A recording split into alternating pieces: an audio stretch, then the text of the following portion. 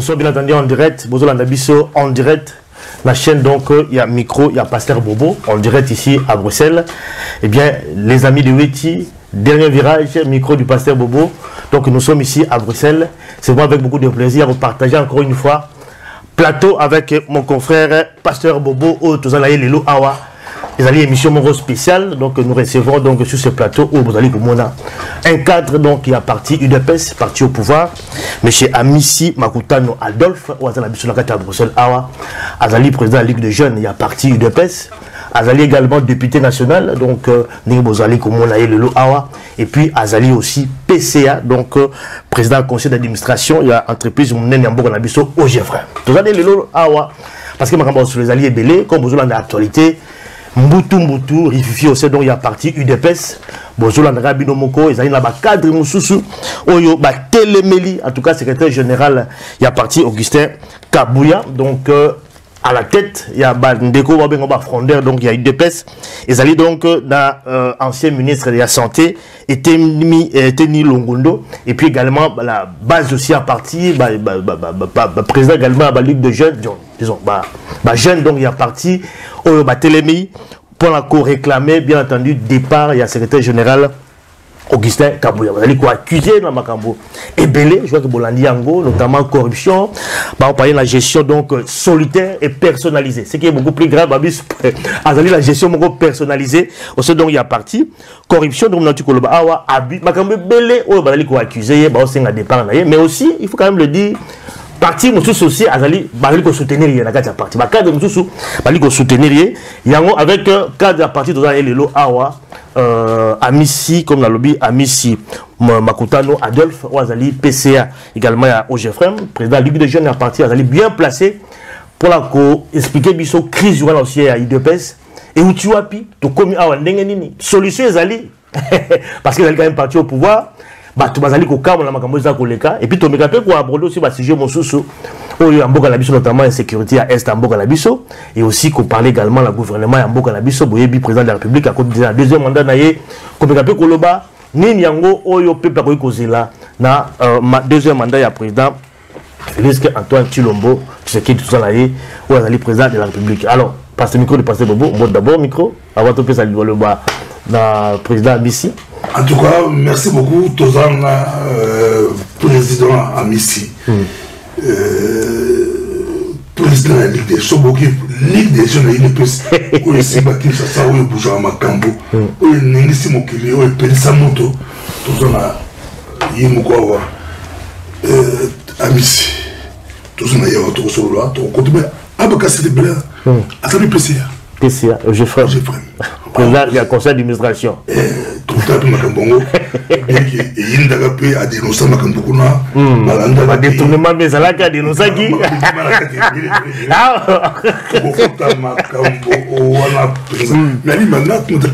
Voilà, tout banda, tout quota. Président Sinayo, na Bruxelles. Tout ça à Bruxelles. Président Sinayo à Bruxelles, où est-ce qu'on s'est et pour attendre la crise, yo n'a qu'à Bruxelles. Tout plus longtemps.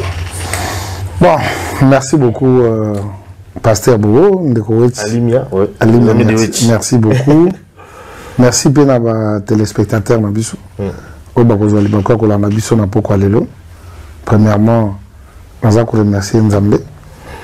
Et puis deuxièmement, nous allons remercier Bazo Sala que tous à la Obiso Tozali. Présence dans la Belgique, premièrement, ils allaient problème à santé. Rien à voir. Donc, ma santé. Et Naya qui me manque parce que nous avons un rendez-vous déjà dans le monde. Et les cas qui moi manqué parce qu'il fallait déjà depuis semaine passée dans la Awa. Mais quand la vitalité de la démocratie, n'a qu'à partir dans Bisso, vous comprendrez que c'est là qui est à la souterrain. Et puis, la moindre économique est bon. Chaque fois. C'est ce qui justifie ma présence en Belgique. Voilà, ça c'est bien. Là, rapidement, parce que comme toujours, côté dans ma solo, on a une position, parce que comme on lui a comme il la partie. il y a un bazali ko senga disons départ à secrétaire général tout président Amisi Makutano Adolphe Yazali la Kani ne sont allés kaya pour soutenir secrétaire général ou aller poser la kaya tout le babat oyo bazali ko senga départ là il y a Augustin Kabouya voilà honorable. voilà. Bon, je dois vous rassurer, oui. Un pasteur peut ndeko Alimia que na IDPS to ana kami balete. Mais tout le monde en aussi quoi. Non non, bon di bana expliquer bien. Oui. To ana kami balete to kana kambo moko. Kana ngo comme nango IDPS. Bien sûr, il y a des amis oyo bali ko dénoncer makambo ibele selon bango. Les amis pe na kambo sous le que no makambo bango baza ko dénoncer. Bah, qu'on dénonce en Gomabé. Et chez nous, ils ont caractérisé biso c'est la démocratie. Comme on a dit, union pour la démocratie. C'est-à-dire, union zali lisanga. Démocratie, zali la divergence aussi. Hein? Là où il y a plusieurs paroles.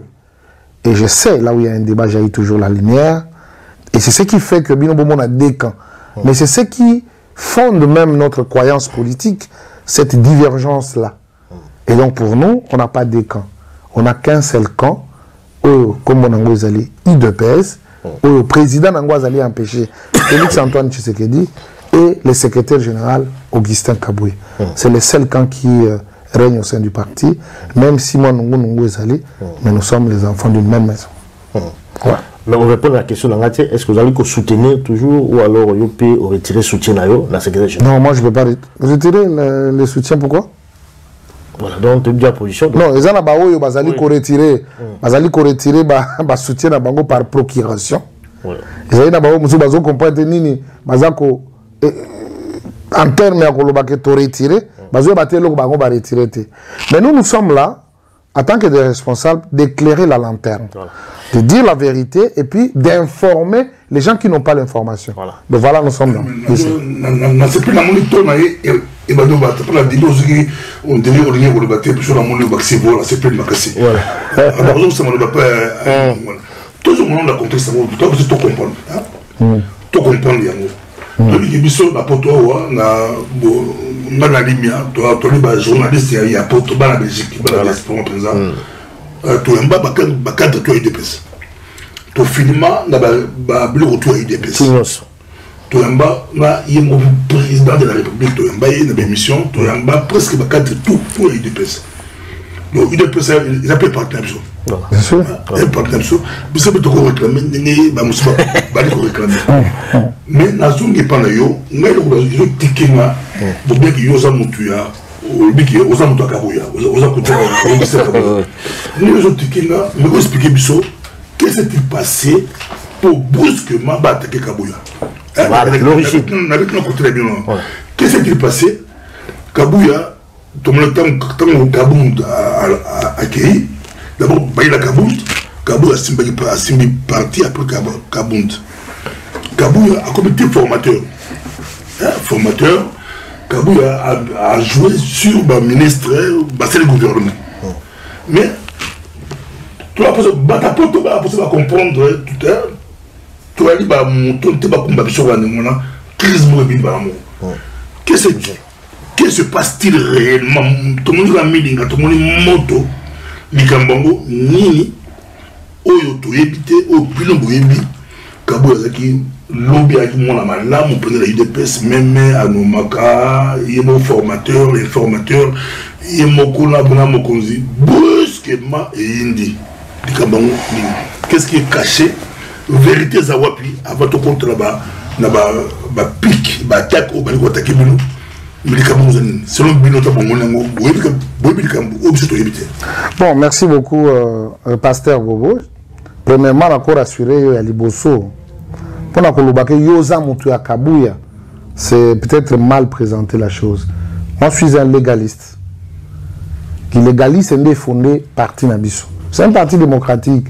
Les alliés partis à Bicep c'était, il y a Tamaka cité, non. Les alliés partis, les alliés fondés sur les textes. Et les textes, les alliés corriger l'IDPS, les alliés reconnaître Kabouya comme secrétaire général, les alliés ont des prérogatives ignobles. Nulle part, des préambules jusqu'à la fin de nos textes. Nulle part. balobi que non bato esengeli bola tabiten ya rouge bokoma na ba paquet bobana kwende ko attaquer secrétaire général parce que vous le reprochez de ça. Il y a des cadres appropriés pour na ko amener likamboana. Oyebi étonnement na yo na étonnement ya ba congolais pebele ezali étonnement moko. Comme vous savez touti na ba élection après ba élection IDPS ezali parti à Liboso o ezui ba députés nationaux ebele ba sénateur ebele ba députés provinciaux pe ebele.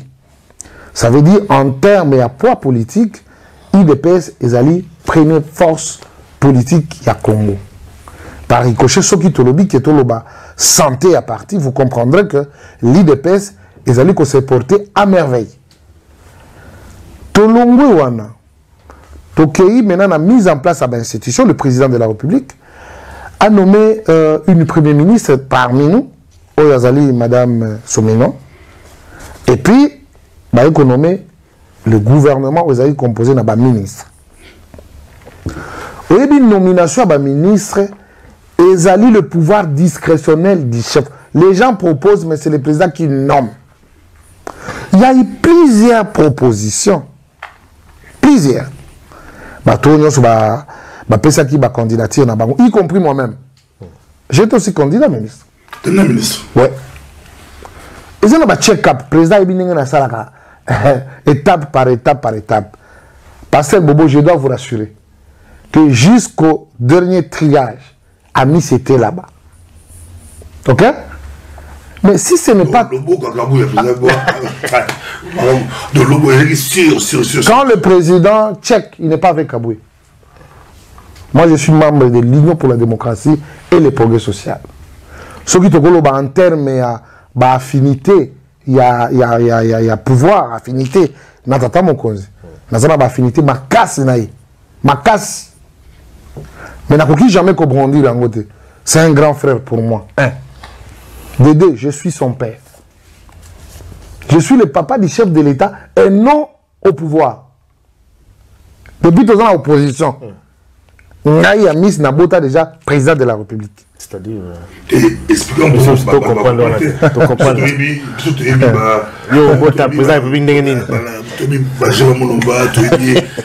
Nalobi Boye. Nalobi Boye. Comme Bolingi Boye, Babokoye, Bassi. Voilà, tu es bas, Nyos. Tant que tu as organisé congrès à partir de Bisso, Moutazala qui directeur de campagne à candidat Félix Tshisekedi, président de l'UDPS, Ngaye. Ok? Et le jour Bapona qui c'était à 2 h du matin, moi si nanga pe azaki na zeni. Azako benga nga na 23 h. Ke nazanga moko na ndako. Na ebisi debriez-vous. Nga na osa musala a.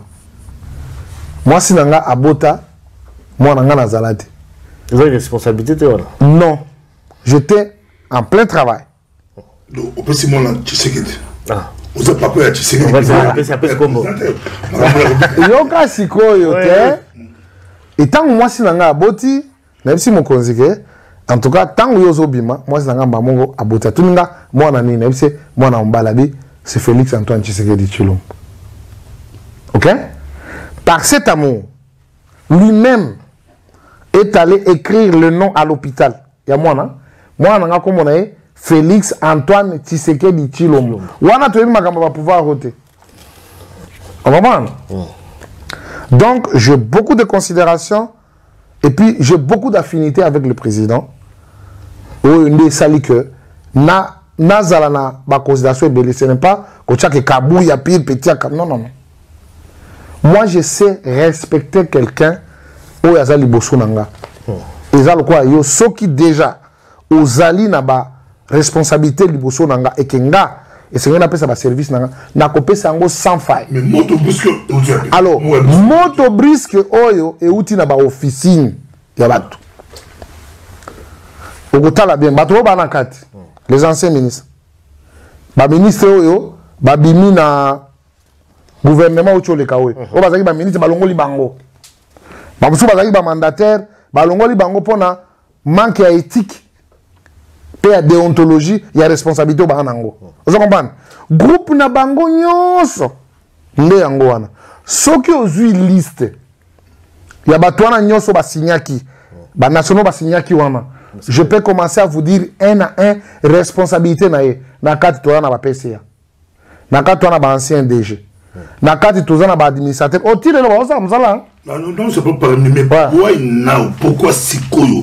Les moments tombent. Les moments. Parce que tout ce monde va trouble, jeune, va au syndicat, on a bossé de Bangolang. N'a pas besoin de comprendre. N'a pas de micro, n'a dit méthode, très suivi dans le milieu politique. Pas comprendre pourquoi Sikoyo te peut dire que Sikoyo a des problèmes. Au moins, il balobi moto abatami aleki oyo azana ibete na mayele parce que yende muto abatami Sikoyo wana bango bato babandeli kamango ne bayebi pourquoi babimisa ngo Sikoyo. Moi je comprends Sikoyo eza ndenge nini ndenge gouvernement bimi suite à ma nomination eza ko continuer soki to vandi boye to kozwe sikate ale to bima. Il y a certains jeunes oyo bazali ko réclamer mais eza na groupe ya ba papa moko franchement le baga lelo parce qu'il parle du mal de Kabouya oyo bato bakoza bango na considération parce que peut-être bazaka na moi ba incompétence na Kabouya mais en termes d'honorabilité ce sont des gens qui ne peuvent plus ouvrir leur bouche koloba devant les combattants pe ba combattants ba yoka bango. Vous comprenez? Ouais. Mais étant donné que c'est un coup bon donc ba pelisi motombala moko moi après avoir passé en revue makamunyos na lobi non na makamunyos to mona na parti auto vivant na parti ça ne sert à rien, tout y a la violence. Au moment qui bat tout balati, bitendi à rouge na mutu. Nous sommes au pouvoir, bolati bitendi à rouge. Non, non, ça ne se signifie pas. Ça ne signifie pas. C'est vrai, mais en fait, tu es au lobby cadre Zali, pour que ça, ma revendication, tout ça, lobby. On va respecter le texte dont il y a corrigé partie. Mais quelque part, attends, au bazar, au loba, la greffe n'a pas qui m'a lobby qui est secrétaire général par rapport à la gestion à partie, gestion solitaire et personnalisée. Ça veut dire que c'est ce que ça veut dire. Ça veut dire que c'est comme si elle s'accaparait la partie quand on parle de la cadre. C'est comme si le cadre est un peu de société. Il y a un peu de contrôler nous. Comme il est centralisé, ça veut dire qu'ils ont un espace de batuma loba. Donc, parti aux lobby de démocratie, mais bazar ko lobby société. Comme quand Kabou il y a moko à décider. Ce qui a lobby. Oui, était le monde. Oui, était le monde. Pour aller bosser pour attaquer Kabouya. Manque de considération, il y a des collaborateurs. Il y a qu'à le bien oublier de stabiliser. Il y a fait longueur aussi, ça dit c'est tout ça. Bon, momentum, tu comprends un peu. Tu as une idée pourquoi non, tu comprends un peu. Mais moi, je vais revenir toujours dans Mutuna Nayo. Pourquoi maintenant? Pourquoi maintenant? Quand on veut noyer son chien au laquise des rages, je ne sais pas moi, surtout à la structure à partie, le secrétaire général c'est comme un coordonnateur. On dit toujours le parti politique fonctionne comme la miniature architecturale d'un gouvernement. C'est ce qui justifie aujourd'hui le président de la République, Aza président, parce qu'il était le président de l'UDPS. L'UDPS a payé le coup la candidat Nabiso. Si on avait la majorité, on ne pouvait plus chercher un premier ministre ailleurs. C'est le secrétaire général, donc automatiquement c'est lui le premier ministre, et les secrétaires nationaux, ce sont des ministres. Mutuna Mutu, et ça n'a pas de département ébélé, la 4. Alors, il fallait que chaque responsable du département a démontré que non, dans le département, je vous donne l'exemple de la Ligue de jeunes. Ok? Depuis que nous sommes à la tête de la Ligue de jeunes, on a fait IMICA, le stade IMICA, plein à craquer. Ok? On a fait la marche avec l'opposition pour démontrer. Depuis que je suis là, marche à mener les images à l'appui, je peux vous les donner. Depuis que je suis à la tête de la Ligue de jeunes, plusieurs matinées politiques, ok, et meetings de la jeunesse. Depuis que nous sommes à la tête de la Ligue de jeunes, vous comprendrez que la jeunesse a pris de l'ampleur, a commis respecter ses par rapport et à apport autres à quoi apporter pour la survie de notre parti. Mais ce n'est pas que nous, Ozali, tel ou tel, tu occupes tel poste, tu ne sais pas ce que tu dois faire. Alors, il ne revient pas à Kabouya de te prendre et puis que non ça la boy non oyaki na nini o kabuya aboyaki manque de respect je ne sais pas moi parce que est-ce que bango basaka ba réunion parce que bango basaka ba réunion chaque jeudi côté bango bazalaka kuna nous sommes dans un parti démocratique je le rappelle et exactement que non ainsi dit Kabuya en pleine réunion ceux qui ont remarqué que opinion nous a kobimaté il faut qu'on faire exprimer yango parce que ça a été kobomi moto parce que opinion est koki ko sunga parti et que ne liboso qu'avez-vous fait et pourquoi seulement maintenant? Tout ça ce sont des questions qu'on va poser, mais moi je pense que la raison elle est ailleurs. Et ce n'est pas important qu'on désoriente les gens. Suite, il y a les Kambuto, nous avons un beau cadre. Nous avons une grande permanence, digne d'être appelée permanence d'un parti au pouvoir.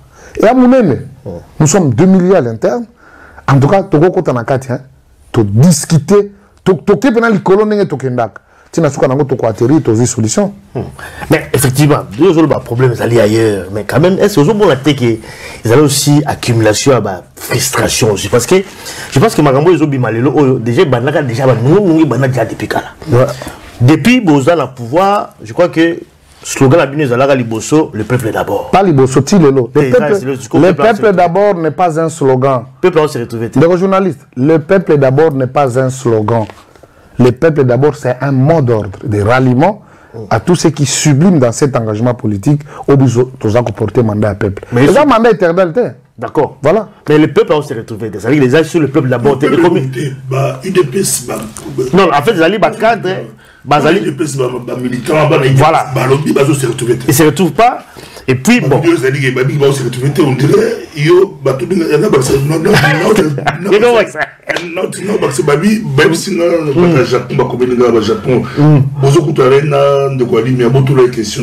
un bolamiste? Il y a Kabuya, plus propre. Ben, le Bosso d'abord, on ne se connaît pas avec Kabuya. En termes. Ah, cousin, Toyebanité. Donc, Baïbanité. Toyebanité. Non, moi je suis de l'Est.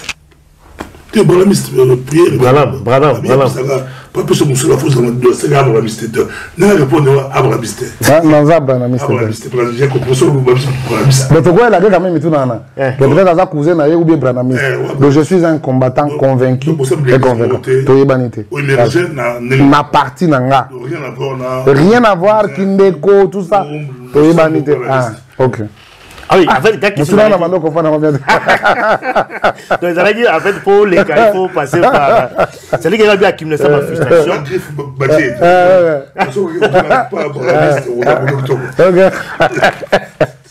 Ça veut dire que le but a appelé pour se retrouver. Total, il a mandat président, il a le deuxième mandat, il a bandi awa. Balobi awa. On a créé, il faut soulever, on parler de problème de corruption. Tout le monde quand même cadre où se retrouve qui n'a pas pouvoir où besoin qui n'a pas poste à responsabilité tout le monde dengue les cas qui détournement impunité na kati mimi na bango bafandi mais tout le bien ancien ministre de la santé il n'y a pas de problème liboso on lui doit téléméli Kabuya il n'y a pas de problème c'est-à-dire que zali mutuaibi batiki na bango ye mutuaibi batiki o kazaja c'est ministre de la finance to ki ba nungu makamti ba bimisi akim ça dit que quelque part aussi na katia parti ils ont battu banda ko lobalo ça ne va pas il dépêche de bundaka ya moyote ça dit que il faut venir moi soni moko boy parti 32 ans au ba lutter qui dans lutte na bango ba comme na pouvoir et on va travailler pour la peuple ba ko travailler plus dans mabongo na bango c'est ça aussi peut-être ba tout pe o ba to telema lelo oyo ils allaient par rapport na ngo également ça dit qu'ils se retrouvent pas yo lobani. Non, pour ça, moi, je suis d'avis. Hein. Oui. Boti Kangana Zala, ma avis au lobby. Moïbi et les qui. Moïbi et les qui. Dès mon retour au pays, je vais mettre une structure dans Bengango Araignée. Araignée. Oui. Yo, tiens, en tant que qui d'abord. Je suis congolais, moi, et député national. Na kocha structure dans la commune Araignée. Au moment où il y a soka sali ndako na ye na infiltration wana ndia ngona benga ngomba mi bato au moins anti valeur wana en tant que député toyoka ka muto ayibi muyibi eleki oh sala nini là non attends protection na bango et puis bon azala na protection na yaza na protection na yete moyibi ya kotika la moyibi. Moi j'ai pas aménagé des gens mais kolelo bato bazomona kaka misi aza na Belgique et tout ça ceux qui balobi kaka bazongisa yo 6 mois d'opposition parce que otaki yaki blagite to pesa kinyoso esengeli to pesa pour na ba valeur pour na amour ya mboka na biso. Mais ceux qui viennent parfois jeter de l'opprobre, souvent ce sont des gens au bayaka, na makamango ko yebe pena bienté. Il faut pas expliquer gayo. Aye aibi. Ils abusent de la bonne foi du président de la République. Tout le batté pourquoi? Non. Ceux qui yoko inanga pas senga la lobby vérité. Oza muibi. Et je l'ai dénoncé même na kati ya mboka na biso, je l'ai dit non. Nous sommes le membre d'un parti prestigieux ya mboka. Le patrimoine des Congolais. Nous sommes membres de l'IDPS.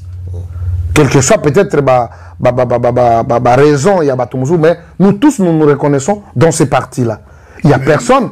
Non, non, tu regardes le cabinet, pasteur Bobo. Non, il est honorable, il est honorable.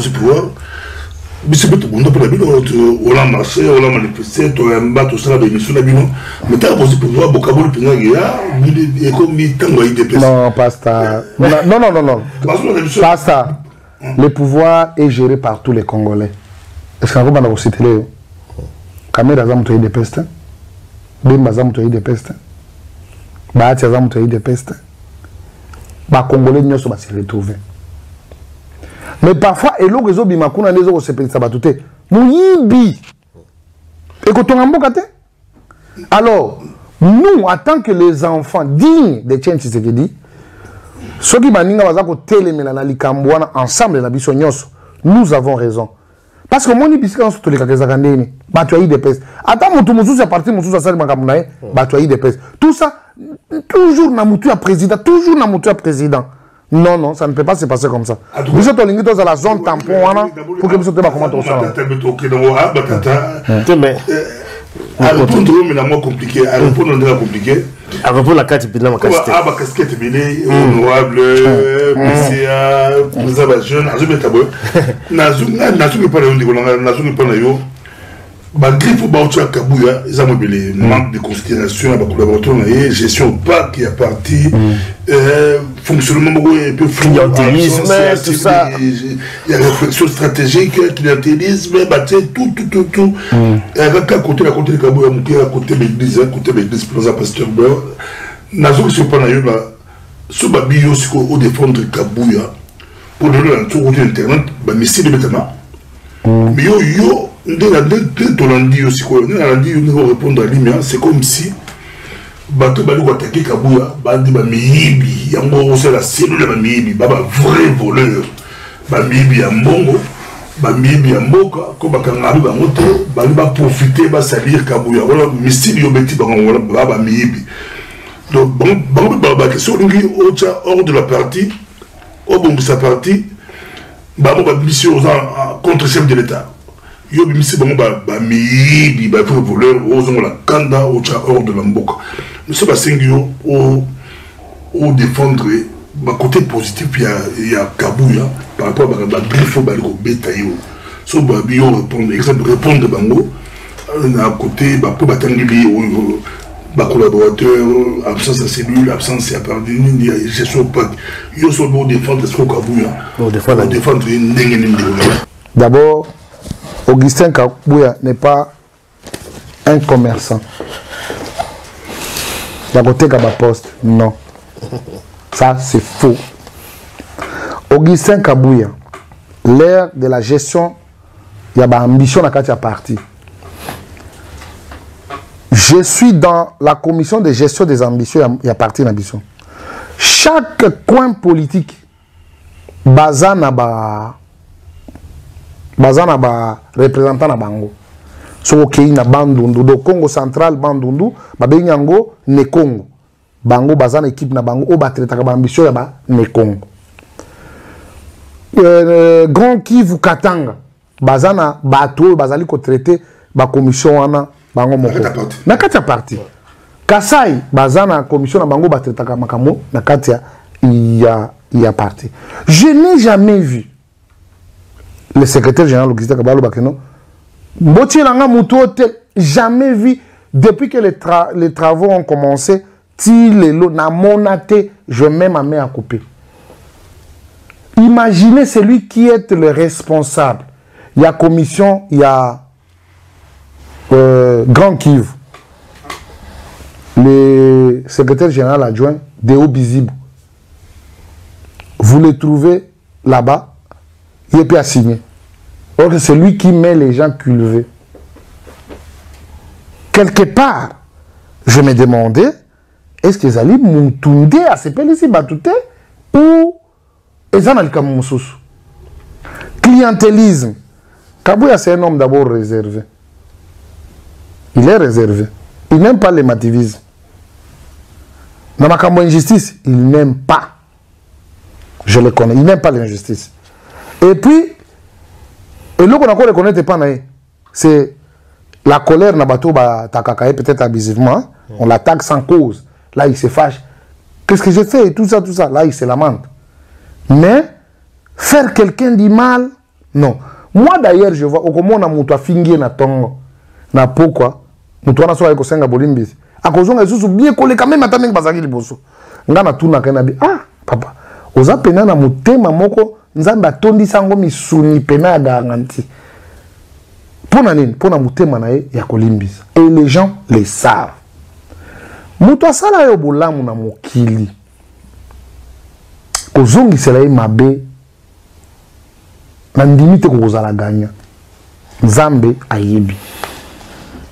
Aujourd'hui, les gens peuvent dire Amis Azolo Babongo, parce qu'Azali PCA, Bakende Kotuna président de la République. Parce que c'est lui qui nomme qui il veut. Parce que tant que tu as signature, celui-ci sera mon collaborateur. Nous sommes sur tout le front pour l'intérêt du parti. Nous sommes en train de défendre les valeurs de notre parti, les valeurs de la République, les travaux, ma sur ma réalisation président Zali Kosal, ton abato va travailler contre et banaté. Mais nous sommes là pour faire valoir au Zali Kosalama. Et je crois que c'est notre plaisir. Et un chef de l'État, les gens doivent les retenir. Azali n'a pas homme de confiance. Ou imposer homme de confiance. Et je vous dis, pasteur Alimia, Kabouya, c'est le fusible dit président. Le président a posé acte. Ne croyez pas que Kabouya a non. Président de Moutalongola qui. Non, il ne peut pas se justifier à ça. Le chef a déjà posé l'acte. Ça reste comme ça. Lui, il est là comme fusible. Oui, fusible. Il faut reprocher. Dans ce dossier, mon compris, Bosombi Mitouka, Bopesti va député, Bopesti va député provincial. Mais le président a mis sa défendant qui a en émission. A justifié, comment a justifié? Corruption. Il est député partout. Bon, va député dans l'Équateur, dans Katanga, Bakongo. Mais Bapesti, il y a Kabouya, Bapesti, Abulo, Batakil, ça s'est mis tout quoi, il dépasse. Bon, la poste à gouverneur. Il dépasse sur la bande, Babaza, il dépasse. Bon, chaque province.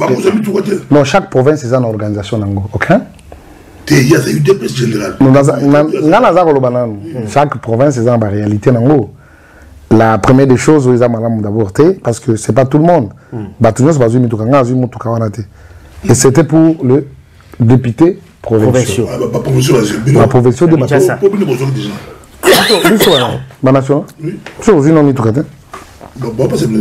Non, il faut qu'il y ait un commun accord. Si un député national, Moutouka, il y a beaucoup signé un concessionnaire, par mois, combien? Avec les 5 000 que nous touchons, oui. Il n'y a pas des invisibles. On touche 14 600 000. Jusque-là, tu vois en parlement, tout le monde est invisible. Non, tout le monde est. En fait, je répondu à la question de la corruption parce que je crois que toujours la partie de presse, les autres parties image dans nos maternes. Je crois que les Congolais, les autres, vont retrouver sur l'IDPS au Baïbaki. L'IDPS, c'est comme une partie, Netialitio, partie Moko Oyo, et BBC. C'est-à-dire que pouvoir besoin qui, BBC, Ouyiba, corruption, question à l'autre. Pourquoi impunité? Pourquoi est-ce que Bateau, Bazali Koyiba, Bazali Ko punir Bangote, sanctionner Bangote? Qu'est-ce qui se passe? Nous devons louer quand même la démarche du président. A vu quand même opposant, tu es ministre de la Justice. Ça peut être aussi l'une des solutions. Pour dire, tout ce dont j'ai choisi pour que ça la justice. Et le président de la République, tout au long de son mandat, il ne faisait que se plaindre pour la justice. Il a rappelé que chaque institution, il s'est jouer rôle nango. Moi, au président, il intervient. Il dit non, je ne peux pas intervenir. Parce que chaque institution, c'est et jouer rôle nango. Tu vois? Et c'est ça l'état de droit. C'est ça. Au moment où on y est en Belgique, quand tu vas sentir les léviathans. Tu vas sentir l'état gendarme. C'est ça. Chaque chose à sa place. Maintenant, il y a toujours des éternels insatisfaits. Au Bazalaka toujours, comme dictature et comme mais il faut laisser les institutions jouer leur rôle. Détournement. Quand la justice t'invite, et le but est que bazo kangayo, justice peut causer besoin d'informations envers eux, et c'est l'opès. Mais quand, non, surtout, à ça opposant, il y a un opposant. Les opposants ont volé dans ces pays-là, les opposants d'aujourd'hui. En prenant par Yamoutali Bosso, Mata Tamponi. Oui, Mata Tamponi, wana. Mbongo Abukangalonzo, si c'est 300 quelques des millions de dollars. Où en est-on? Azonga na pompe à outil Gabon. Non, je vais affronter la justice de mon pays. A commis la carte. Oh non, ni immunité nanga, moyete, balingi bakangangai. Oh, mais tu as volé l'argent. Aïbaka. Avant, ça oui, c'est ce que je me dis. Il a volé l'argent. Mais comme au détournement. Alors, maintenant, il y a les lots. Je crois que la justice est en train de faire son travail. Dénonciation. Tellement que le président dit, il est déçu. Hein. La justice, il a besoin. Parce que moi, aujourd'hui, quand on me donne cette responsabilité que j'ai aujourd'hui, Batini ngana kende ko redresser. Dans un moment mushahara nanga na benda ka chaque fin du mois non. Das na yeba ko sala calcul nanga na mushahara nanga c'est-à-dire salaire nanga wana na kende ko luate que non awa mbongo ezali na ke kutia maboko na lettre. Quand je mets là-bas au président Ligue des jeunes, on m'arrête, moi ça me fera plaisir si je suis dans le mal. C'est pourquoi vous allez voir que on est très éveillé dans ma système mais tellement que la reconnaissance n'est pas de ce monde. Baliara ko reconnaître mutosoka c'est akoufi. Mais nous sommes sur le pas des sphinx. Nous sommes sur le plan, sur le pas de l'idéologie de l'IDPS. Ata bolobi ki IDPS so bomona kanaka. IDPS wana oyo boyeba na ka IDPS biso tuzago bunda. Kaka IDPS tuzago kangam. Kaka IDPS tuzaki devant les forces armées, devant les policiers outillés, bakanyama papa yaka na la police wana. Donc toutes les prisons là-bas yebi, Izebe, Trois Zulu. Ah oui c'est. 17 fois.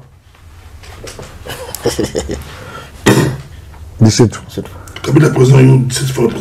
17 fois. Et je me rappelle, tant que Carl Lewis Yazaki na prison, na Boloko. C'est par là où j'avais dit que non, ici c'est l'antichambre du pouvoir. On va vous gérer. Mais on ne pouvait pas être des égoïstes. On a dit bon, ça c'est pour tous les Congolais. Mais tout le monde a compétence, bah servir Mbok. On se base Mibi. Quand il y a Miyibi, je crois que vous dénoncez Miyibi, même dans la partie, vous avez Miyibi, mais vous avez le pouvoir. C'est comme si vous avez toujours une opposition, mais vous avez le pouvoir pour trouver une solution. Mais quand dénoncer, vous avez une solution. Tant que vous avez le Miyibi, et ça, vous avez un soubat. Tant que vous avez un soubi. Asubi, l'autre, vous avez l'effort. Attends, l'autre, il y a un souba. Dans les bandanas.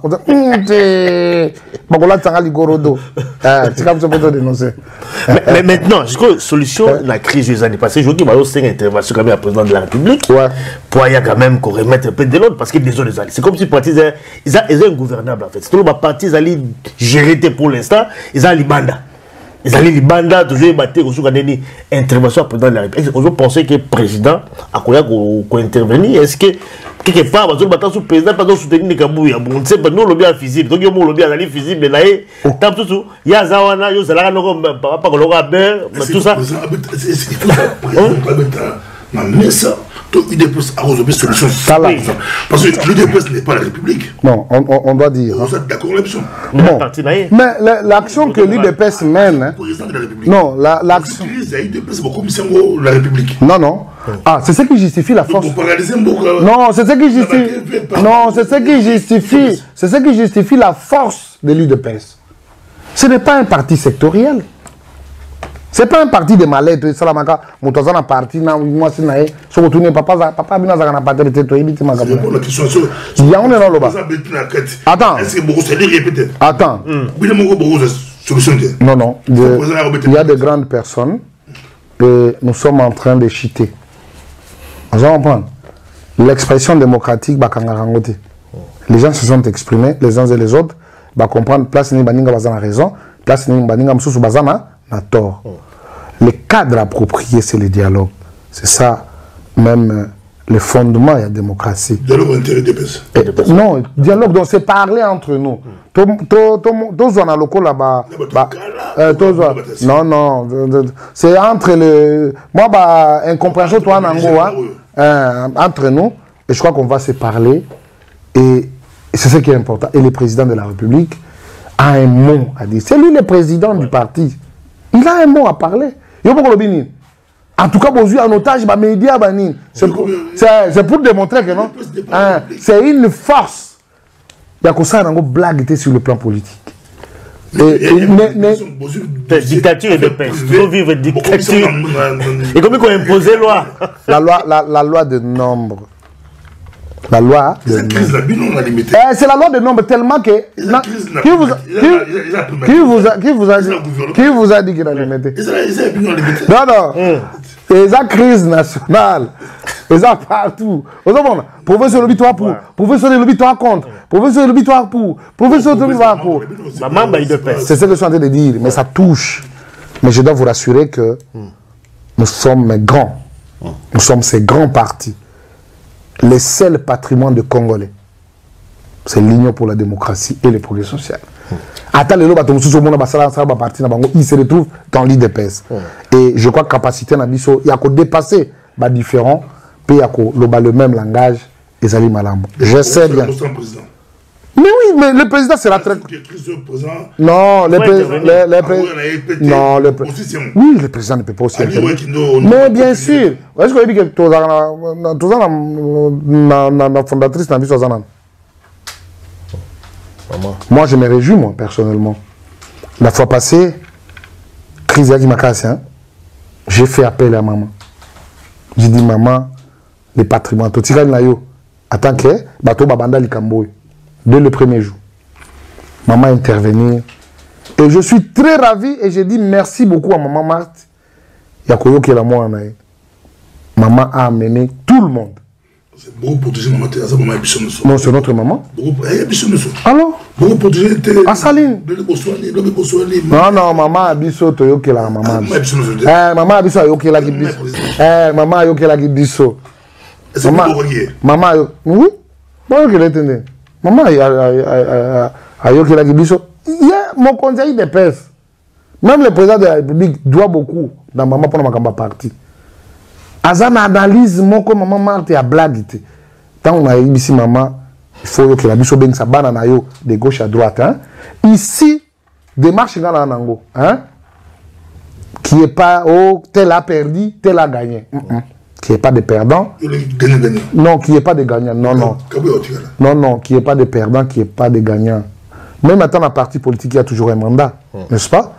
Mais avant que tu aies même la processus électoral, tout ça, on a une identification, non? Tu as enregistré Batou, et puis Batou va se mettre en commun, et puis il y a un processus. Et comme nous sommes là, nous avons un travail à faire. Les statuts de l'UDPS, il faut les réviser. Pour exemple, moi, et tout ça, ça donne.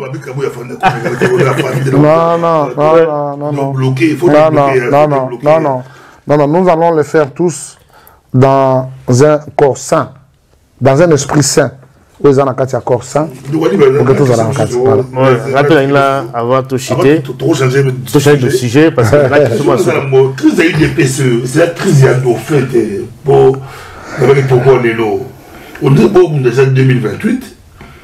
beaucoup ça biso, beaucoup ça va tout bien. Dire en 2028, UDPS Azoluka qui sera le dauphin, comme le président Félix Abdiazade démocrate. Asa démocrate, avant il y a 3 mandats, j'étais à Bruxelles, à live, à répondre à la question dans la salle, j'ai compris. Et là, bilan de Bozo Kanissa, mais il y a un 3e mandat, il était bilan de Bozo Kanissa. Mais UDPS, c'est Bozo Bunda dire, il y a, pour apparemment, caméra de Kaboy, Bozo finir mouillé, il y a grave, pour finir mouillé, caméra, à mon place, honorable caméra, il a passé monter, à mon place, en chantier. Bemba Mekaboy, pour tenir dans le transport, avec le transport. Bon, à qui Babi, à mon conseil, mais avec le transport, ça peut ministère bien. Donc, c'est une guerre, il y a dauphin pour ça qu'on écarte tout boutique boulevard c'est comme il y a bilan moko c'est Kabou c'est Kabou t'as wakata la sous la tongo t'as ma bon ça cravate et bata Sarkozy est-ce que vous pensez que à cause de la dauphin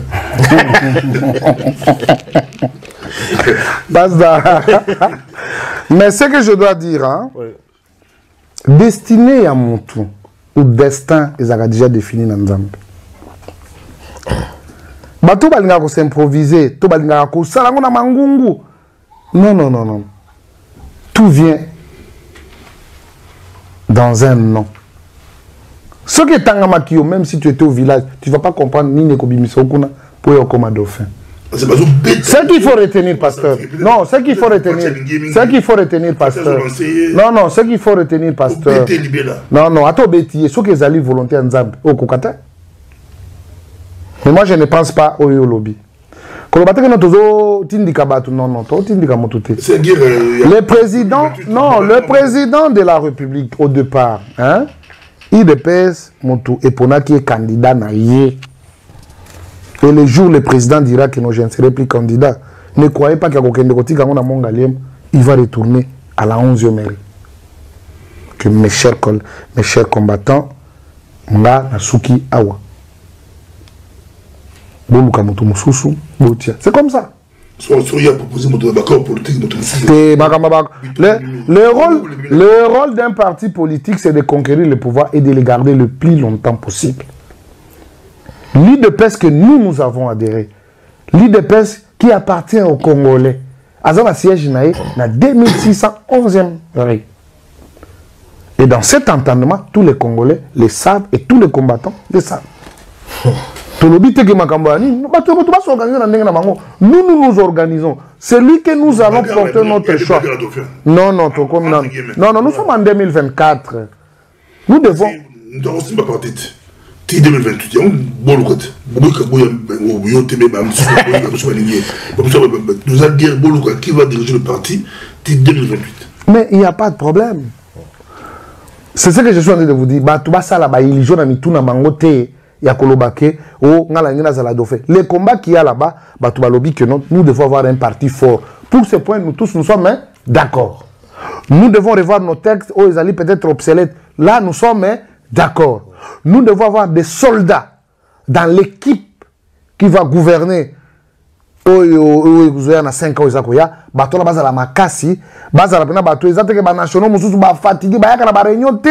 Mais quand il y a quelque chose, mais pour que faire exprimer le département, en tout cas, ce sont des lettres mortes.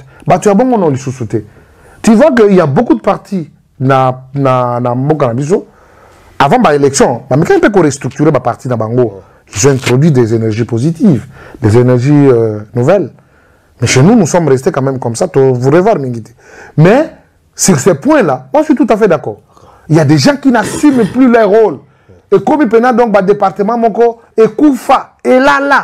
Non, c'est pas comme ça. Pour ça, je suis tout à fait d'accord. C'est pourquoi j'aime les gens qui réfléchissent avec la tête. Je ne peux pas être orienté comme j'étais le mouton de Pamir. Non. Là où je vois que c'est bon, nous allons dire c'est bon. Là où je dis que non, c'est pas bon, je dirais que c'est pas bon. Mais tout celui qui sera dauphin, ou tout celui qui sera choisi par Dieu, parce que beaucoup de gens ne pas en Zambie, quelle personne vous trompe? Vous avez un peu de temps bouillé. Zoka, oh, Tchaki Koutuna Moutouté, nous tous nous serons ralliés derrière lui pour rassurer encore le peuple congolais et puis pour mener notre parti ici que Sengeli. Ça, on a bien compris. Je crois qu'il faut chuter quand même, hein, parce que si je me suis quand même, il y a un secrétaire Est le blanc quand même dans cette émission. Mais quand même dans la question à Souka, comme la Yambi, président de la Ligue des Jeunes, Awa, dans la question beaucoup, ils ont concerné structure avec force du progrès. Force du progrès dans les structures Oyo, je crois que les lots Oyo Baxu, ils ont aussi les malades Kinshasa, tu béné bah c'est père la montée. Bah comme Kangara Batu, bah ça peut bah cacher na bango, bah comme nous soir je crois que image Oyo bango bazali ko pèse à partir de pèse ils ont sur image à Mabé. Mais éviter vous allez bien placer président de la Ligue de Jeunes donc il y a deux pèses. Parler d'abord biso structure wana force du progrès rôle nango penda ezanini fungola biso parce que c'est la Ligue des Jeunes ezanini voilà mais quand d'abord fungola biso parce que tous comprendre la moni ba image mo tout d'aller awa bakangi kaso moko ano boka so bilo la kata poubelle bakangi bakene ko tina cacho est-ce que ça anarchité ezanité mukako expliquer d'abord biso est-ce que ça les milices et de pèse ezanini parce que ba besoin le blanc comme mingi ni nous rôle par rapport à la force du progrès bolandi politique a eu des pèses depuis Kala oui tolingi to emprunté ba mauvaise foi ba tout mosusu te. La Ligue de jeunes est composée des mouvements et les associations. Ok? Entre autres, les motocyclistes. Ok? Les parlementaires debout. Les associations, les bâtisseurs, la force du progrès. La force du progrès ne commence pas avec l'IDPS au pouvoir. C'est une structure des jeunes. Nous tous, nous sommes de la force du progrès. Mais de la manière dont vous présentez la structure, apparemment, comme le Kola, na Congo, après, Bozuya, Félix Tshisekedi Abokozi. Non. Dénonciation, nous avons des à Kala, des à Sikote. Ouais, il y a. Oh non, bazana ba prison, ba ni. Non, tu as des images Kalaté.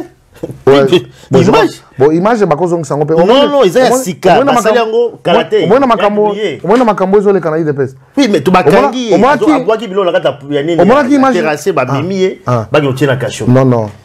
Batiaka na cachote.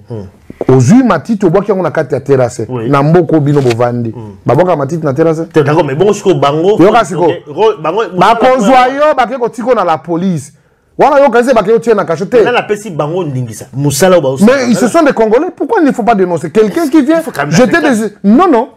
Moutunios omoni mutu azali hors la loi, mettez-lui à la disposition des hommes de la loi qui sont la police. Non, non, c'est-à-dire, on va dire que matiti. Donc, biso tout banda ko matiti.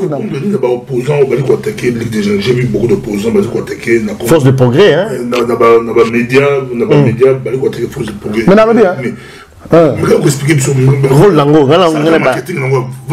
c'est quoi la force du progrès, c'est une jeunesse consciente de la République démocratique du Congo. Où Bundela, Makambo, Banda, tous en opposition.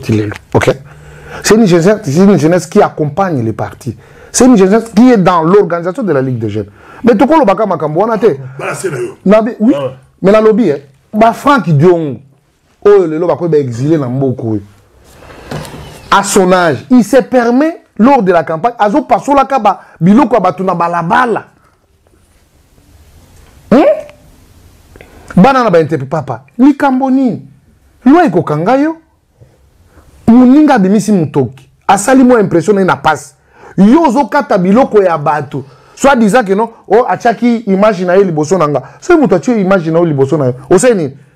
O yebi c'était ndeko, o ya yo po ngape na mona na, yo petia pembeni. Mais yo azako kata, azako kweisa. Dans ce cas, on a échoué à Kimia en Belgique, à Senga Nini, exil, Bapé, Siepé. Mais je me rappelle, la dernière fois, on a Zaki, na Louise, na Bristol, Stéphanie. On se connaît bien. La première des choses, après Senga, félicitations. En tout cas, campagne Zaki Malam, mon dengozu, et puis Ami Balé, petit binomo Boyebi, Félix Alingi Kopé Sangam Bongote. Ayebi Singa, je ne t'ai pas seul. Tout ça qui n'a boni garde du corps à président, Franck Diong. Oh petit. Tozalaka na réception. Moi je vous dis la vérité. C'est que je vous dis, moi je ne mens pas. J'aime mon franc parler parce que ce qui n'est pas lobby makamba lukuta na zaka na charge. Mais quand je me dévoile comme ça, na tika na pepe. À lobby. Ah, vous avez trahi les pays à cause d'argent. Mais oui. Oh non, vous savez, biso to bunda qui n'a papa, vous êtes des filles. Ah, non, vous espérez que benga bato ba fils hein. Non, non, c'est que vous espérez que benga bato fils. Mais tellement que j'ai compris que non, c'est un vieux na ba idée mon ko fukama et kenda gauche zonga droite, et ça na ba ndenge na bango. Mais le bonheur ou la construction du pays ne viendra ni de l'Orient ni de l'Occident. Tout ça comme on a moi j'observe hein. Dans ce monde ceux qui n'ont pas de bandana, mon ami tout yaka kozwaka ba immondice. Et eux ba immondice selon ba couleur et ba chassé. Comme on a vu couleur mususu, atiki couleur mususu. Après comme on a calme mususu et kozwa couleur en etikalaki. C'est une organisation. Qu'est-ce qui manque? Alors, bateau ba utake pa na biso, baza koyaka chaque jour. Baza pe na ba responsabilité ba yaka. Est-ce que ba mona comment ça ne fonctionne pas? Parce que ba chasseur na ndibite que ba pesa bango ofele. C'est pas ça bakango. Na ba commune. Ça peut être aussi. La flamme doit se mettre en commune. Ouais. Ah ouais, sûrement va marcher tout ça là. Alors, et cause à la paix, une manière à côté ça moi mbongo. Et puis marché. Ouais. Et qu'on qui peut ma magasin parfois ils allaient baza na contrat na commune et que ça la moi restitution il y a moins pourcentage. Il y a tout le monde à l'élo. Président il est là. Le président est aimé par l'ensemble du peuple congolais. Mais les vautours, Batouana, ce sont eux qui suivent sur l'honneur. Kouiba, médisance, makambu, mabé. En tout cas, araignée, zoyaka, pour toi la chouette. Araignée, donc. En tout cas, j'ai d'ailleurs de pèse, congolais, araignée. Araignée, zoya, araignée. Oui, araignée, ils ont le droit quand même, donc. À tout. Bagotouna kapesa. Bagoyeba. Tokokanga bango araignée, zavoya, bana force du progrès, ba jeunesse no soyi de pèse. Totikala ya côté lema. Et puis j'ai une proposition. Je parle de ça en direct de la Belgique. Kabouya, Zakopesa Otumisalate, 10 autres Zako se retrouver, tout ça. Vous avez le droit, chers compatriotes. Bien sûr, les partis politiques, ils allaient dans fait privé, mais tout le monde est là. Comme la mission régalienne d'un parti politique, c'est de conquérir le pouvoir et de le garder le plus longtemps possible. Et c'est ce Batouba Kota Nanisala pour Bagir. Parce que Bagir n'a pas soif et à accompagner le président de la République avec fidélité. Parce que beaucoup, parce qu'ils vont décevoir. Ça, c'est vrai. Ça, il faut qu'on se le dise. Les gens là qui viennent, oh, Bisoto Outi n'a pas institution à Bretonwood, Bisoto Outi n'a pas punid. Tout le monde n'a pas punid. Comment on a dit Moussa na ya mbakabino apesa kabino place vo vandaga peut-être vous avez un rendez-vous na mutu moko boy mais ce que au moins la carte na au moins ba komi kuna agent ya punid ça longo akena kin non je suis expert na punid ma petite responsabilité boy Amber mais ba loko ba intelligence on a unikin IBTP ISTA non na kin ba fo baka batu ba biso ba uti de mawa non na CPI non ba bimi ba premier na concours, il y a des juristes. Papa, je crois que la volonté du président de la République, Baloko va meilleur. Est-ce que c'est un peu que la Ligue des jeunes ou la bouquin d'abord qu'on fait le midi ou on doit donner les 16 heures. Non, je parle de Camni. On va bouquer. Oh, ma sangoka, musique. On les a l'envoi. Ça va, musique, mon thème, ma passe. Mais au fond, les logos mots awa, je gongandais au kende. Au moins, le fond, les mots awa, baloko, naba. Diaspora. En fait, il y a lobby parce que tu as une guerre entre les locaux, si la classe na bango oyo babundi na mboka na ba bazuta na libanda baza ko kende ko travailler na mboka na biso. Déjà baza ko condamner baza ko le président de la République a mimi rakai, c'est-à-dire que ba chômeur au baza ki a la kati ya poto ba tanga classe té ba osala musalate ami bango apesi bango poste ba responsabilité et le mboka ko mini ko donc il peut y lobby c'est comme si on que peut-être dans les mêmes sens bateau bazali ko condamner un tout petit peu bazali ko reprocher avec l'autre côté voilà ça dit que pour na yo na tolobana na gouvernement ou bien na mandat président de la République ce que c'est que ça makasi tout simplement parce que bateau boto qui ta diaspora ba le sang le locomotive ba on ba BBC ba du président de c'est que vous non moi je ne parle pas dans ce sens moi-même je suis local oui. Vous comprenez depuis que le pays est pays l'histoire ne commence pas avec Félix Tshisekedi. L'hypothèse est que tout le monde a battu, porteur de diplôme. Hein. Je suis docteur à l'université de Guatemala, Uruguay, Dakar, tout ça. Ils vantent. Même si bateau va vivre à côté, comment kolinga koloba lokwa mindele. Alors français moko tenté et tout ça. Na lingi pena français zo kotana ki mongo. Et kotana ki mbuza. Ils kotana ki mbaka. Na chiluba, na ki so. Donc wana, il suffit ka oyo ka message eza et à collègue. Mais patriotisme, il y a personne qui va aimer votre pays plus que vous-même. Après avoir passé beaucoup de temps ici, parfois il y a certaines réalités, ils ont échappé bino. Vous comprenez? Moi je vends. Moi, je suis en train de vendre l'original. Vous comprenez? Tout ça, c'est unique na biso kuna. Papa, droit des droits. Tout ça, c'est médecine na biso. Nous sommes baza ko yekola ningi ba ko traiter biso. Tout ça, c'est IPN, tout ça, c'est ISP. Et ça, c'est professeur. Tout ça, c'est IEC. C'est le conseil de finance. L'IBTP. Moi, je suis en train de marteler sur l'IBTP. Parce que l'élo, tu faut tout ça là. Plan, il y a sika, il y a aménagement, il y a ville. À part aux Belges, à ticket la biso. Bana wana bako sala ba aménagement parce que na biso soko moni ba kiso que nos bâtiments bato batonga ngo bana IBTP. Vous ne pouvez pas avoir l'idée. Mais pourquoi dans notre pays nous devons avoir des Indiens, des Pakistanais, des Turcs et ces enfants là qu'est-ce qu'ils vont faire? Ba pesa bango tozana mabanga, zelo, ciment. Ma bende ba osala ngona mboka. Tokende. Ba reprocher bino la zone si ma bobomi c'est une stratégie qui a réflexion parce que je n'ai Kinshasa j'ai beaucoup aimé au monde ba kin marché marché bien que ba visa kabila sala kango ba kin marché et ça part supermarché ouais. Kin marché ali Komboga. Ba supermarché za mo ebele. Mais kin marché pezali. Na ba supermarché mususu. Mais pourquoi pas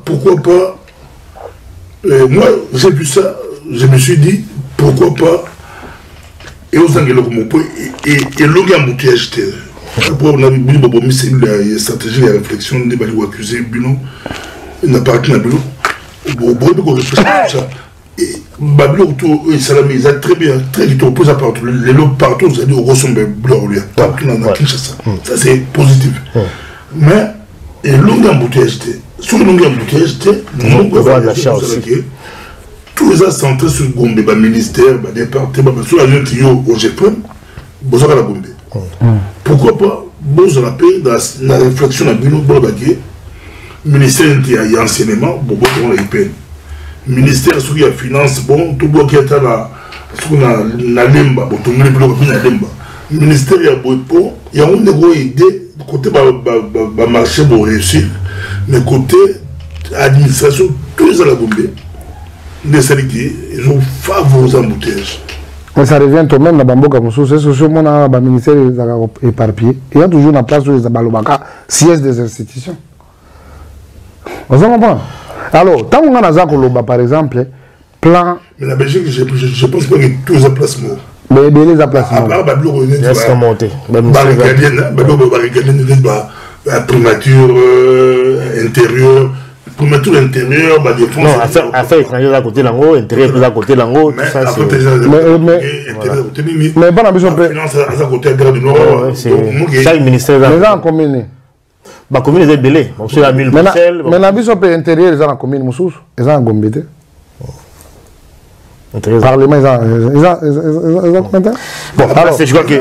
Alors, moi, au moins, tant que lobby Makambouana Nyonso, on a lobby que non, au moins, il y a IBTP Nabiso.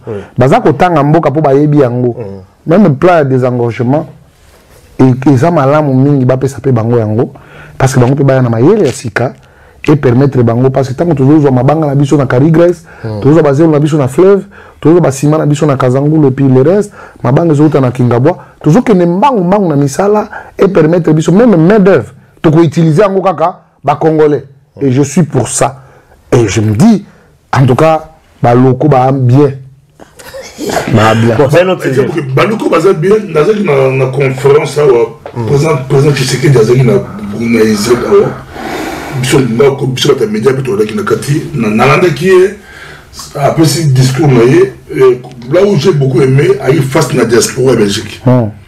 Ma question est qui? Question besoin, question de Zolbaro, yo beta locaux, mais heureusement avec la diaspora.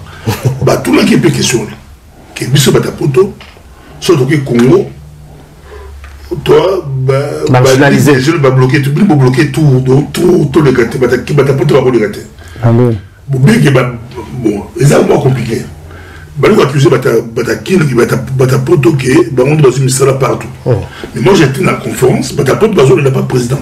Bon, en fait, c'est satisfaction. Moi, mon boulot. Vous avez dit, président, après, il y a bien un habit. Il faut il y a peut-être un Kendra au Congo. Il n'y a pas mon âme à Kabounika par là-bas. Il y a pas loko, ma tribu la gagne. On les va frites.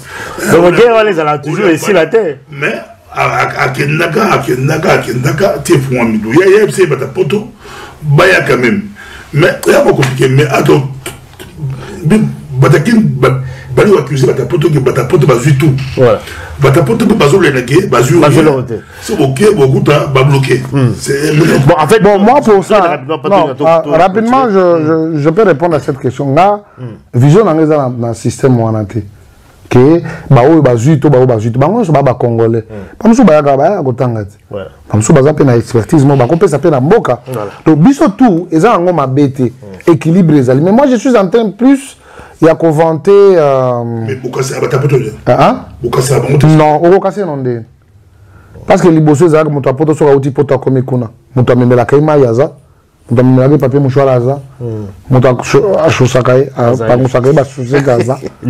Mon ta fongola kae pour yaza. Yaza dans la 10 personnes dans la kae. Ba bi que non, tant que zo saka c'est héros, que changer la point. Donc botos c'est trop calé ba nous on dépendait d'eux. Mais ce que nous disons seulement, c'est le patriotisme où c'est la bisognos.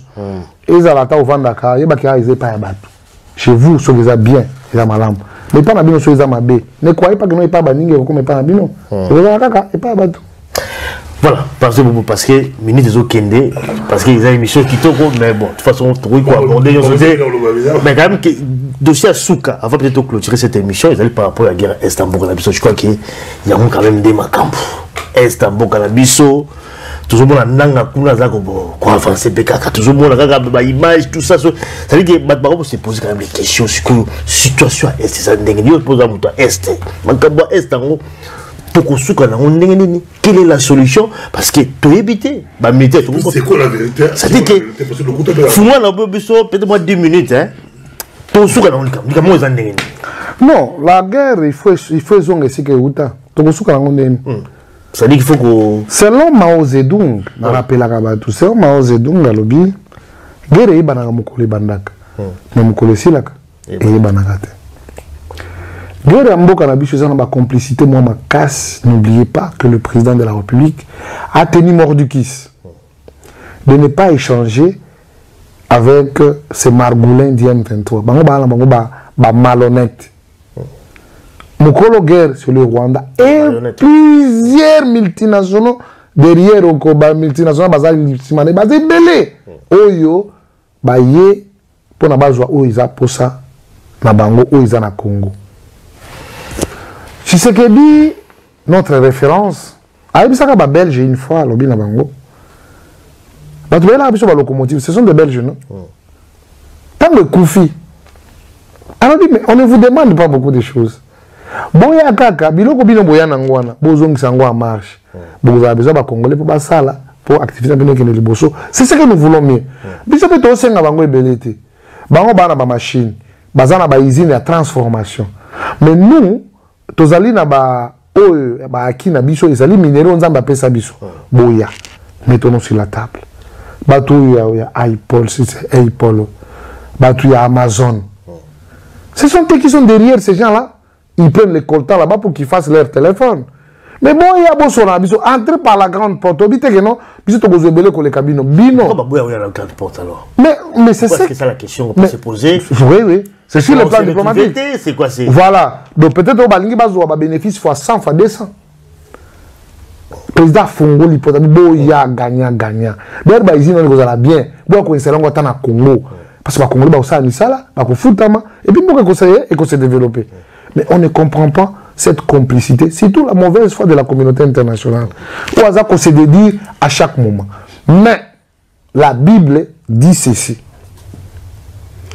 rien ne peut se faire sur cette terre. Ça que Nzambe a permis de c'est peut-être, et ça enseignement Mogoboué, et l'Ingé je crois fermement à la détermination de tous les Congolais, en commençant par le premier d'entre nous, qui est le président de la République. Les hommes en uniforme, les dignes fils, au Bazali, qui ont mouillé les maillots, Bazakoti, Kamakila, Nabango, pour garder l'intégrité du territoire national selon leur mission régalienne. Je crois que le combat du Congo est sacré. Chaque génération sur cette terre a une histoire. Il revient à chaque génération de la trahir ou de l'accomplir. Tolobaka Lumumba, le 30 juin et tout ça. Et aujourd'hui, nous sommes en train d'écrire une histoire indélébile d'ailleurs. Il n'y a qu'un seul président qui a tenu Mordikis devant les multinationales pour leur dire que non, ça suffit. Nous allons mouiller les mains, nous allons nous battre ensemble avec l'accompagnement de tout un peuple. Guerre, on est dans le contour et belé. Tout le monde a qui bango.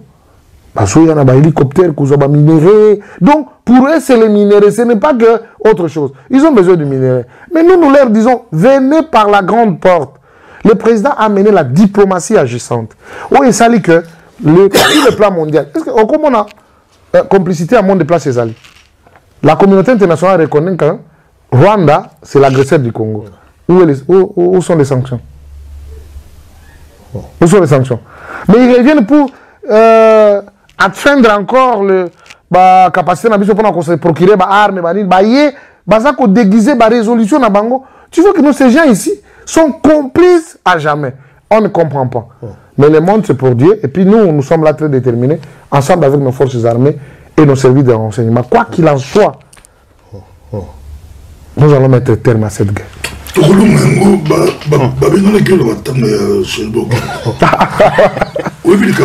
Est-ce que courage n'est pas qui d'abord courage n'est pas qui est pourquoi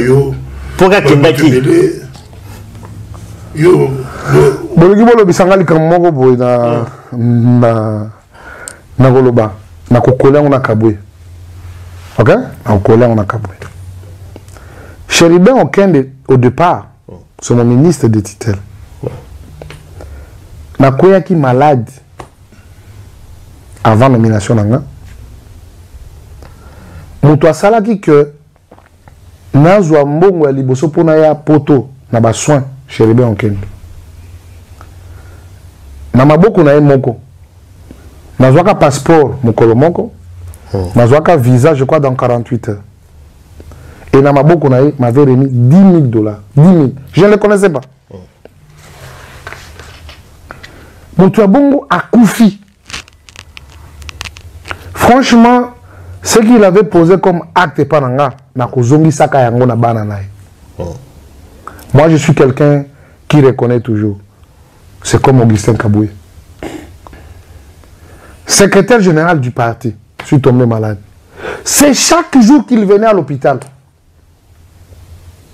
Me rendre visite. Ah, il faut Nengenin.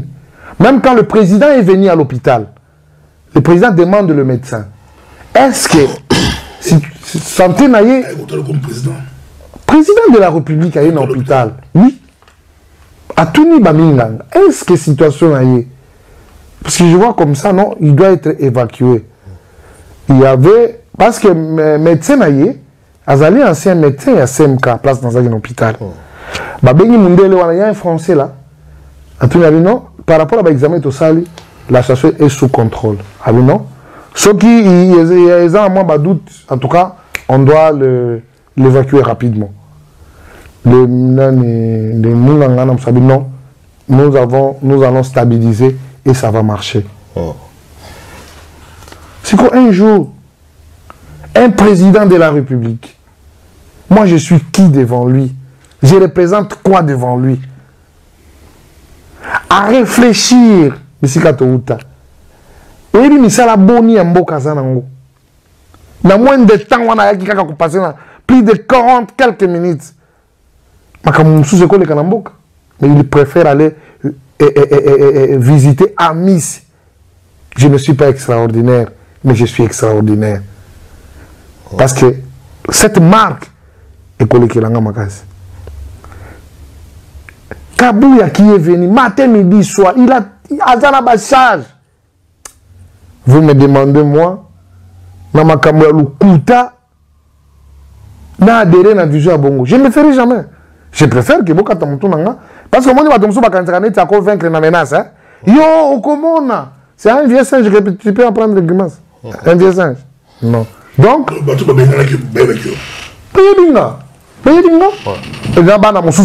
télévision, ce sont des enfants. Mais j'avais 4 combattants avec moi, plus moi-même 5. On a maîtrisé la situation. Et j'avais mes 2 pieds sur terre.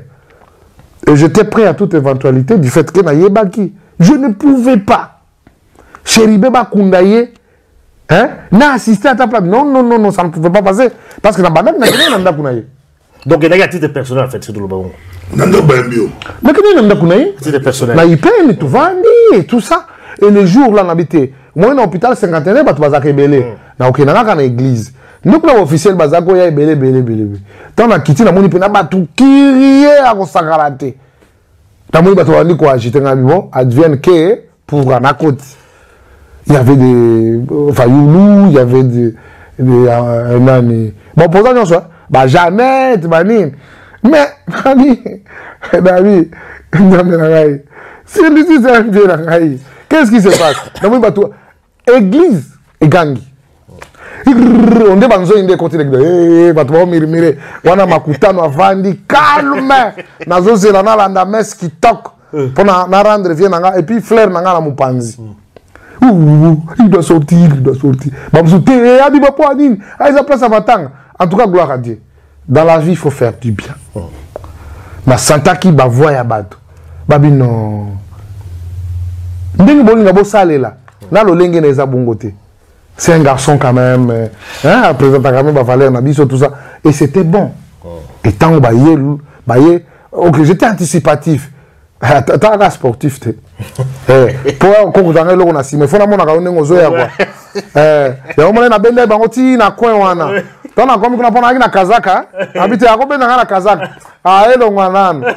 Bosiko na kina basoda, bala bazalaki. Bon ça va, ça va.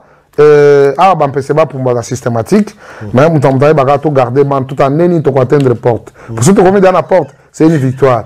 Et puis on les a. En tout cas, ils le sont, parce que je suis stratège, dans 600 à Chesd, dans une stratégie anticipative, il y a un événement. Mais il y a un événement qui est bien. Il y a un événement qui est président, c'est un plaisir, en tout cas. Tout le monde a su d'abord. Déjà, vraiment. Ouais. Je suis là pour vous. Bah, détournement, moi, ça a eu un landla qui me simba guité.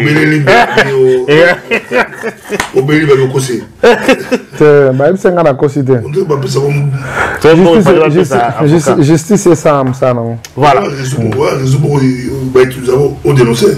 Réseau Nazali, président du conseil d'administration, Ron Langay, Nazali ko surveiller, ko orienter, ko décider, ko décider, et puis qu'on ça la suivi, il y a des décisions non soit. C'est bien là où je flamme en fait. Il y a ça éclairé. A-t-il en une été on installé il y a bien araignée c'est araignée kangaki kangaki araignée lobaki hein ozala nani koloba na okakate jizi so ke bengi yo eke kanga ote so ke biko saki eloko te kende ko se justifier so ko se justifier te jizi asani araignée hein non 15 jours il faut azonga il faut pas se médicament 15 jours est-ce que 15 jours pendant 15 jours c'est bon non soit que les 15 jours mutazongi te en tout cas justice il faut toujours araignée sima voilà. Alors, pour toi, je crois que merci vraiment. C'est un plaisir de partager le plateau avec notre président de la Ligue de Jeunes Aïdepes, Ami Simouzoua, député aussi. Député national. National. PCA, donc je frappe. Ça, dans la casquette est mêlée. Mais ces alliés compatibilité, ils ont PCA, député, est-ce que. Tout ça, c'est la volonté de servir. Nous, on n'a jamais été pressés, mais on l'a après. On sert la République avec abnégation. Tu as vu place de vous dites.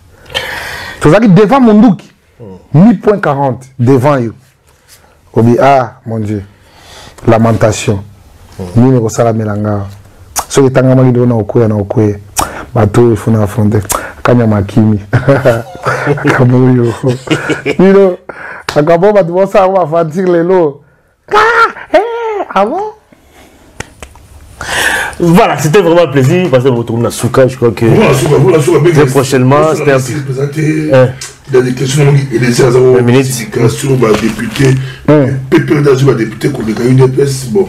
La députée, ministre. Ministre, cadre, qu'on a eu une pièce. Et les deux bâtiments, c'est raison, mais on aurait bien beaucoup prochainement. Prochainement, avant, on va trouver. Voilà, suite d'ango. Voilà, donc je crois que tu as la émission de la Bisso à l'élo. Je vous plaisir. Vraiment, merci à tout pour la Bisso en direct. La micro à Pasteur Bobo. Et puis, bon, on a différé également la chaîne à Bisso. Donc, merci à Nyoso. Vraiment, merci en tout cas, Président. Pandingo, au PC Bisso, occasion, on s'exprimer. Je crois que vous allez clair, on défend les canailles. Merci en tout cas pour tout. Parce que vous êtes à très bientôt dans le prochain numéro. Ciao, ciao. Merci beaucoup.